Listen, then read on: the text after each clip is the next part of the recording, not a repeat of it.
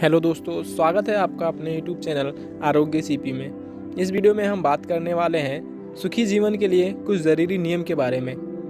हमारे शरीर में 3 दोष होते हैं, वात, पित्त और कफ। तो अगर हमें वात, पित्त, कफ के बारे में समझना है तो इन बातों से हम समझ सकते हैं। बचपन में बच्चों को सबसे ज़्यादा रोग किसका होता है? बचपन में बच्चों को कफ की शिकायत ज़्यादा होती है, मतलब सर्दी जुकाम ज़्यादा होता है, यानी कि ये सब जो है कफ के रोग हैं। और जवानी में कौन सी बीमारी होती है? पित्त की बीमारी सबसे ज़्यादा होती है, गुस्सा आना, जितनी भी स्किन की प्रॉब्लम होती हैं। और वृद्धावस्था में किस चीज़ जो से सबसे ज़्यादा दुखी रहते हैं लोग? वृद्धावस्था में बॉडी में पेन ज़्यादा होता है, सूजन रहता है, गांठों में दर्द रहती है। ये सब वात के रोग हैं।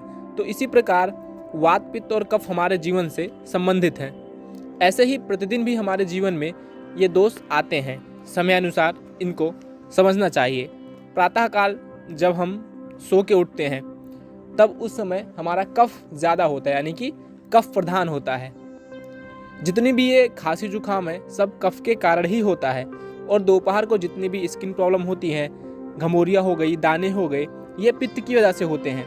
और रात्रि को जितना बॉडी में कहीं पेन होता है, दर्द होता है या सूजन होती है, ये सब रात्रि को ज़्यादा परेशान करते हैं, क्योंकि उस समय वात का समय होता है और ये सब वात के कारण ही होता है।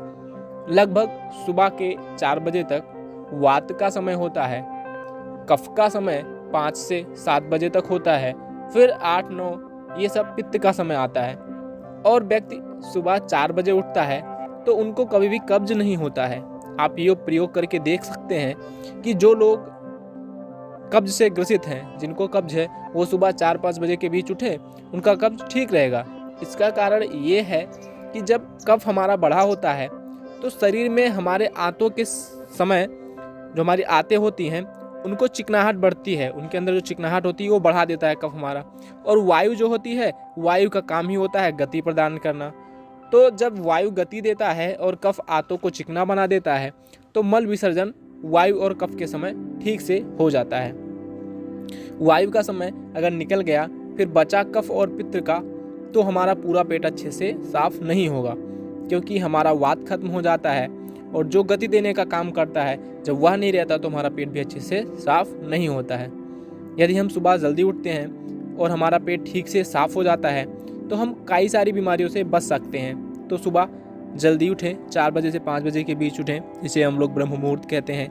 पानी पीते समय, सुबह उठें तो सबसे पहले पानी पिएं। पानी पीते समय इन बातों का भी ध्यान रखना चाहिए कि हमें ज़्यादा देर तक अगर हम खड़े होकर पानी पीते हैं तो हमारे घुटनों में दर्द होने लगता है, इसलिए हमें ज़्यादा देर तक खड़े होकर पानी नहीं पीना है।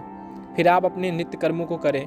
2-3 चीज़ें हैं जो मैं आपको बता देता हूँ। छोटी छोटी चीज़ें हैं लेकिन बहुत ही महत्वपूर्ण हैं। हमारे आयुर्वेद में ये कहा गया है कि यदि हमें सर्दियों में गर्म पानी से स्नान करना है तो गर्म पानी हमें शरीर पर डायरेक्ट नहीं डाल लेना चाहिए, इससे काफ़ी सारे नुकसान होते हैं।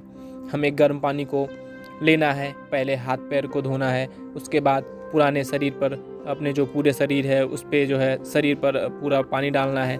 तो धीरे धीरे करके करना है। फिर उसके बाद आपको सर पे पानी डालना है। ये गर्म पानी से नहाने की विधि है। और यदि गर्मी है और हमें ठंडे पानी से नहाना है तो पानी को धीरे धीरे सर पर डालें और बालों को धोइए। इसके बाद फिर शरीर पर पानी डालकर नहाइए। ये नहाने की विधि है। इसी तरह से हमारे यहाँ भोजन से पहले स्नान का विधान है। भोजन के पहले ही नहाना चाहिए। ऐसा क्यों? हमारे हिंदुस्तान में आज भी यह प्रचलन है कि भोजन से पहले ही नहाएं। विदेशों में ऐसा कोई नियम नहीं है। हमारे देश में बिना स्नान के भोजन करना बहुत ही खराब माना जाता है।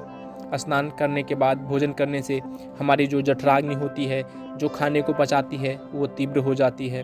हमें खाना खाने के बाद नहीं नहाना चाहिए, ये बहुत खतरनाक है। खाने के बाद नहाने से हमारी जठराग्नि जो है वो मंद पड़ जाती है, हमारा डाइजेशन खराब हो जाता है, पाचन जो हमारी क्रिया होती है वो मंद पड़ जाती है। इसी तरह से हमें भोजन करने के समय पहले आचमन करना चाहिए। चलो, आप हाथ में लेकर आचमन ना करो, पर गिलास में पानी लो और एक घूंट पानी पी लो। क्यों?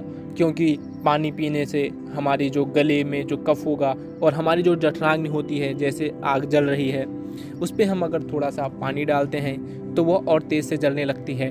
ऐसे ही हमारी जठराग्नि भी तेज़ी से जलने लगती है और भोजन का पाचन अच्छे ढंग से हो जाता है। इसलिए हमें हमेशा खाने से पहले आचमन करना चाहिए। दोस्तों, ये सब नियमों का अगर हम लोग पालन करते हैं, इन सब सूत्रों का अगर हम पालन करते हैं तो हम निश्चित रूप से स्वस्थ रहेंगे। और ऐसा माना जाता है कि हमारे शरीर में अनेकों रोगों की उत्पत्ति जो होती है वो पेट की वजह से होती है। जिनका पेट नहीं सही रहता है, पेट खराब रहता है, उसकी वजह से होती है। तो इन सब नियमों का अगर हम पालन करते हैं तो निश्चित रूप से हमारा पेट सही रहेगा, हमारी जठराग्नि प्रदीप्त रहेगी और हमारा भोजन अच्छे से पचेगा। दोस्तों, ऐसे ही आयुर्वेद और स्वास्थ्य संबंधित वीडियोस को देखने के लिए आप हमारे यूट्यूब चैनल को जरूर सब्सक्राइब करें। मिलते हैं अगले वीडियो में, तब तक के लिए नमस्कार दोस्तों।